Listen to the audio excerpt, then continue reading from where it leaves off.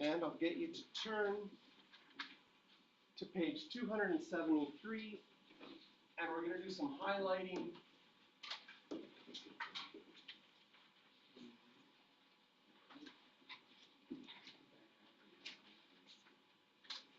Adding functions. And in everything that we do, there is going to be what I call the nice notation, and there's going to be the not nice notation. Okay? I like this notation. When you add two functions together, to write it as f of x plus g of x. Because this is the y values of the red graph plus the y values of the blue graph. But it's also sometimes written like this. F plus g of x. So f plus g of x is the same as f of x plus g of x.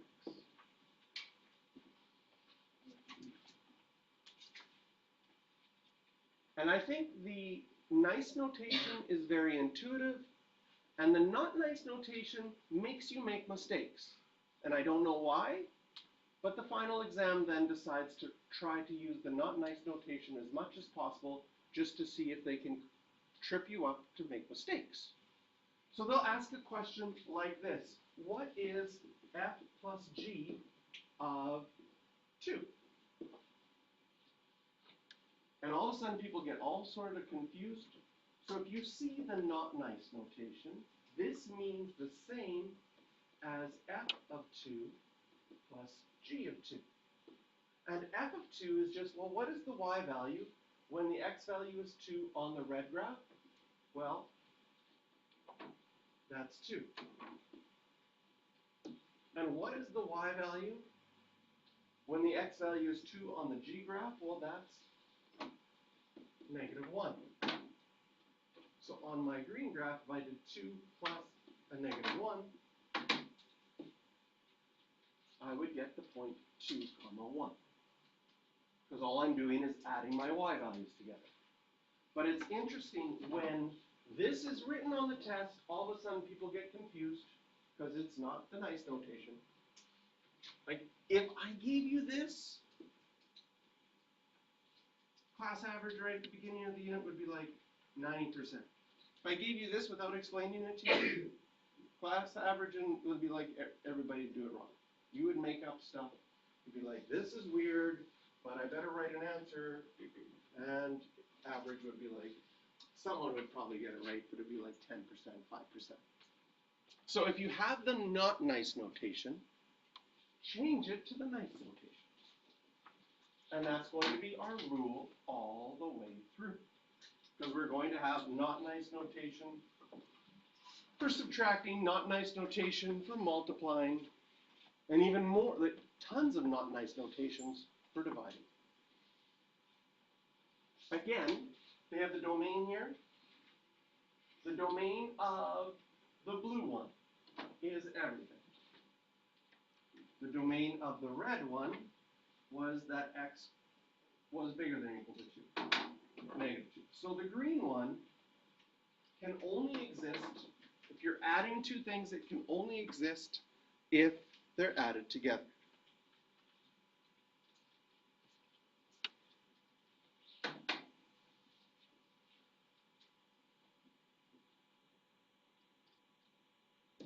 Same thing, take out your highlighter, or subtract it. They have the nice notation and the not nice notation. So if I ask the question, what is f minus g at 4? You should write first, this means the same as f of 4 minus g of 4. And f of 4 looks like it is, on the red graph, 2.5. And g of 4 on the blue graph looks like it is -3. So if I did 2.5 minus a -3, that would be adding, I would get 5.5. So I go up to my graph, 5.5. I think it should go through that graph, that point. Let's see what happens when we do the whole graph. Look at that. we're doing now is we're subtracting the values. Again, with the domains, both domains have to exist in order to subtract.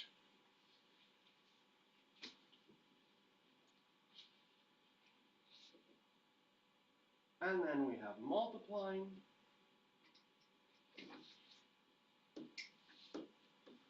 Again, there is the nice notation. And then there's actually lots of not nice notations. Like, not nice notations might look like this is not nice.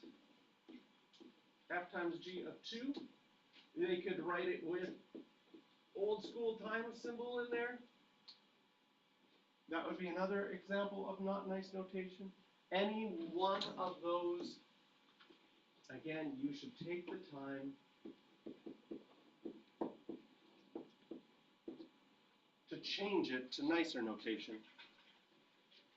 And if I did f of 2, which is 2 times g of 2, which is negative 1, I get,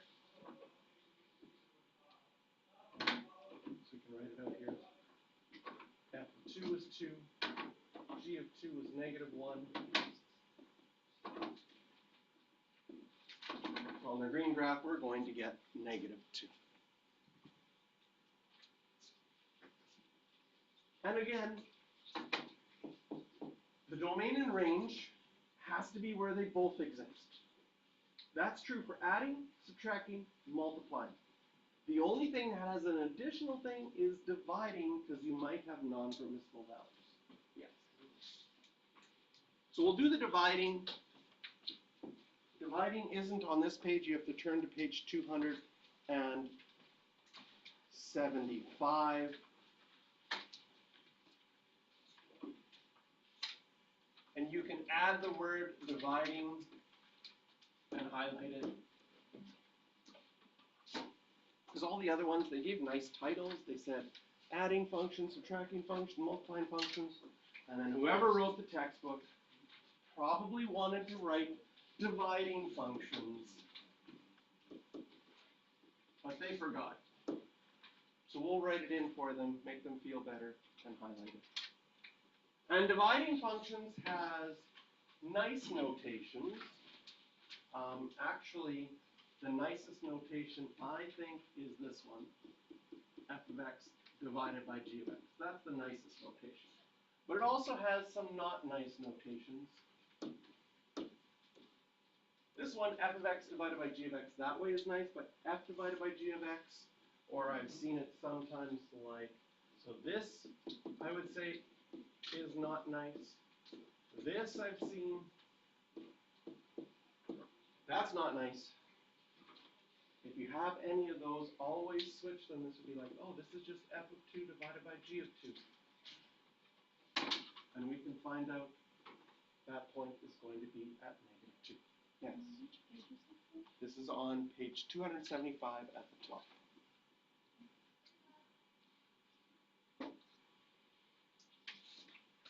So the domains, again, for the green graph, the domain is where they overlap, plus you have to take out any non-permissible values, because you're never allowed to divide by 0.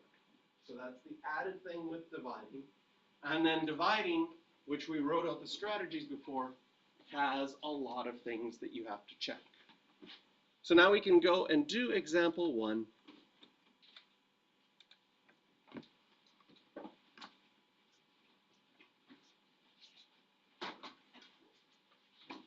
Example 1 reviews piecewise functions that you did in one lesson in grade 11, unless you skipped it. Then you have no idea what a piecewise function is, so I'll have to introduce that to you again. Part A. What do we have? We have f of x, which is a line, and g of x, which is the absolute value. It's not bad. I'm going to color code things here.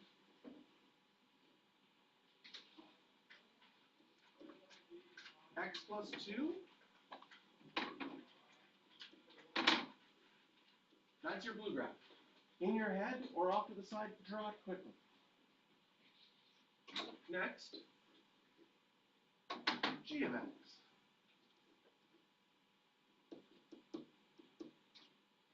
of x in green, that's your absolute value, that's your B graph that you had before.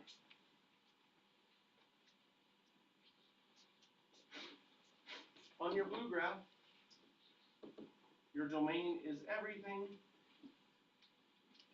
Your range is everything. On the green graph, your domain was everything. Your range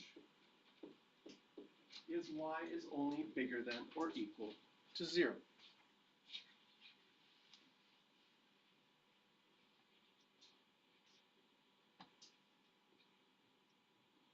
Some things that are going to come up in this unit.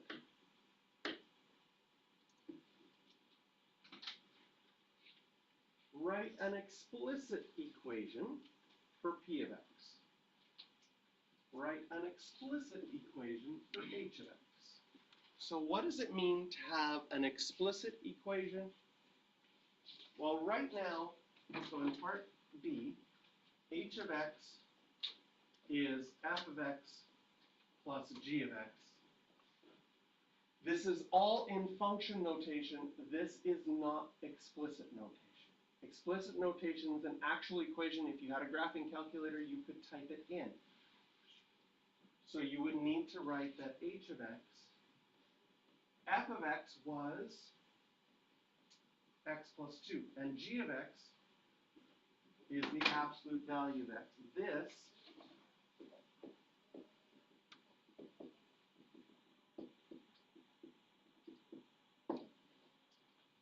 is an explicit equation.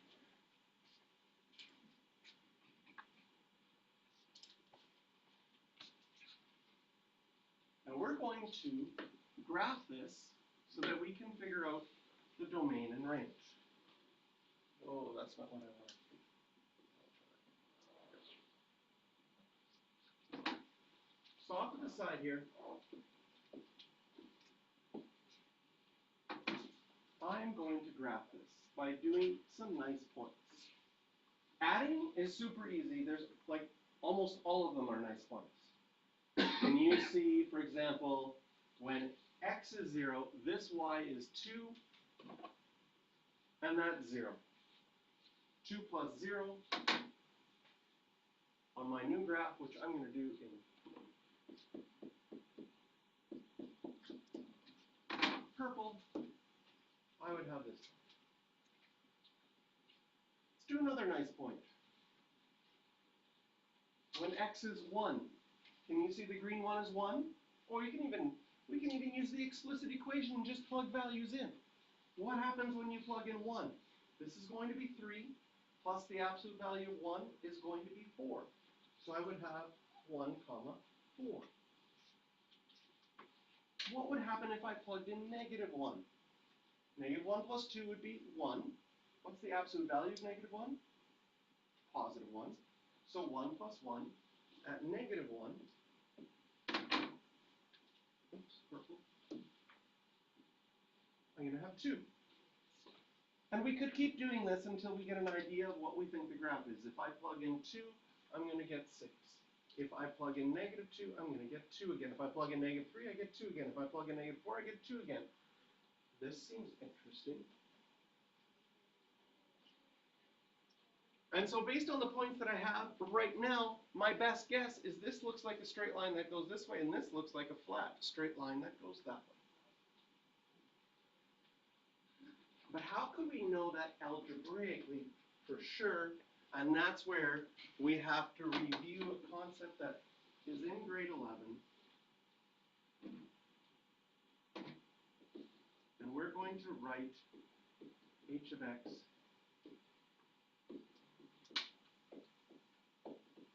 as a piecewise function. Now just because sometimes it's skipped in grade 11. I actually taught it to my grade 11 class just yesterday. Have you heard of piecewise functions? Yes, put up your right hand. No, put up your left hand. Okay, lots of left hands. That is perfectly fine. It's not very hard.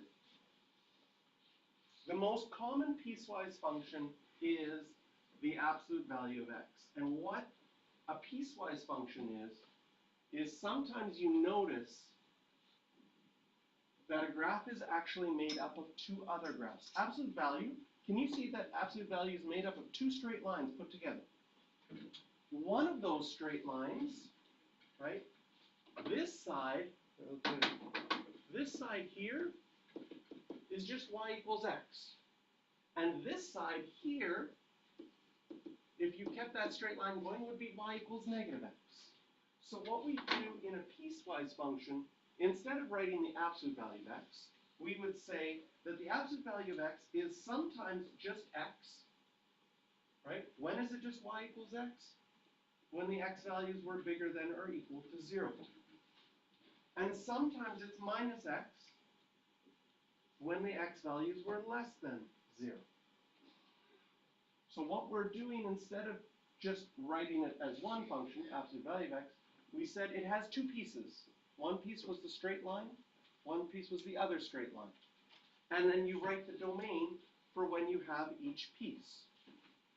We had, can you see that here we have y equals x only when the x values were bigger than 0. And we had this one, y equals negative x, only when the x values were less than 0. So what that allows us to do is we can now write h of x is going to equal a piecewise function. It's going to be the x plus 2, but sometimes your absolute value is x, and sometimes your absolute value is negative x.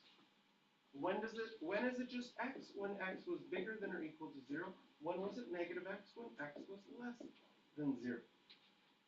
And if we simplify this, something beautiful happens in my piecewise function.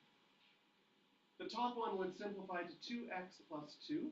That's when x was bigger than or equal to 0. And the bottom one, the x's would cancel out, and it just becomes 2 when x is less than 0. We'll scroll up a little bit. Do you see that in our graph? The straight line would be just y equals 2. And this straight line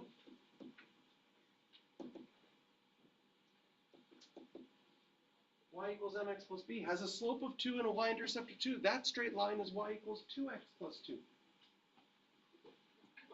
Question? Is there two different ones for the h of x? This one is just, the second one is I just simplified by combining like terms. So x plus x is 2x, and x plus a minus So x. they're the same thing? They're the same thing.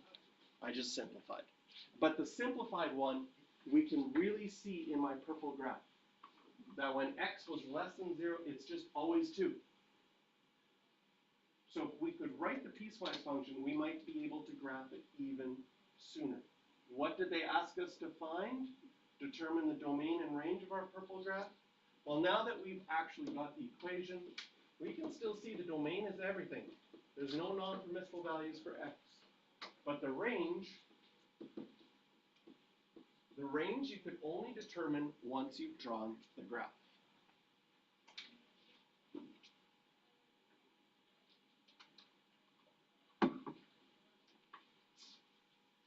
So for part C,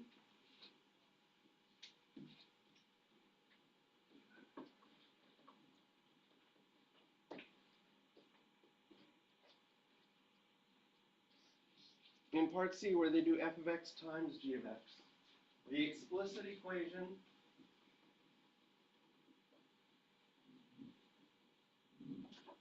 is that p of x is equal to f of x was x plus 2 and g of x times by the absolute value of x.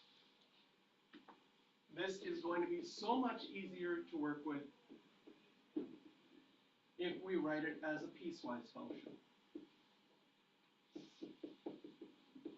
The absolute value of x is equal to x when x is bigger than or equal to 0, and it's equal to negative x when x is less than 0.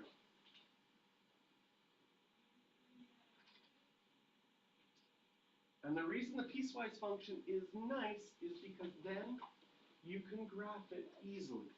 I'm going to graph this piece in orange and this piece in light blue. Can you see that the orange piece is a parabola?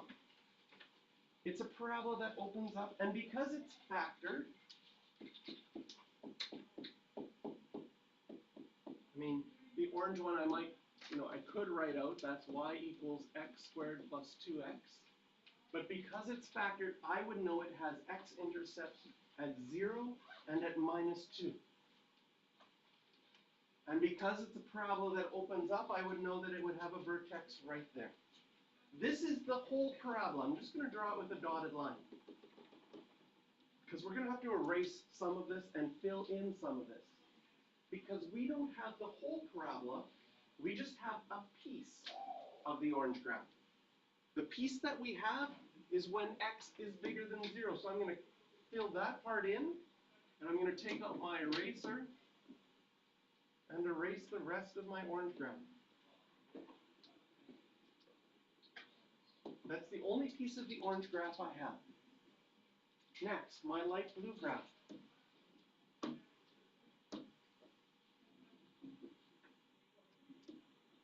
My light blue graph also, I could multiply this out and I would get y equals -x squared minus 2x. It also has an x-intercept at -2 and 0. And since it has a negative, I know that it's going down. I would know that vertex is right there. This is my whole blue parabola. I draw it with a dotted line because I'm not going to have all of it. I'm just going to take a piece of that graph. Which piece of the blue one do I want? When the x values are less than 0. I'm taking this piece. I'm going to take out my eraser. And I don't have that piece. And my final graph is weird looking, kind of like looks like an x cubed, but it has a sharp corner right here. Its domain is still everything, and its range is everything as well. Okay, questions for practice are 3, 5, and 10 on this one.